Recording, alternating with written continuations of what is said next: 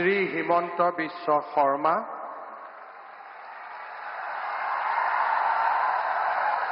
ঈশ্বৰৰ নামত শপত লওঁ যে বিধিৰ দ্বাৰা স্থাপিত ভাৰতৰ সংবিধানৰ প্ৰতি মই প্ৰকৃত বিশ্বাস আৰু আনুগত্য পোষণ কৰিম।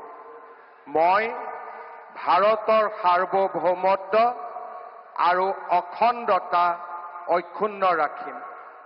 মই অসমৰ মুখ্যমন্ত্ৰী হিচাপে মোৰ কৰ্তব্য বিশ্বস্ততাৰে আৰু শুদ্ধ অন্তঃকৰণেৰে সম্পাদন কৰিম আৰু মই ভয় বা পক্ষপাত, অনুৰাগ বা বিদ্বেষ নোহোৱাকৈ সংবিধান আৰু আইন অনুসাৰে সকলো শ্ৰেণীৰ লোকৰ প্ৰতি ন্যায় আচৰণ কৰিম।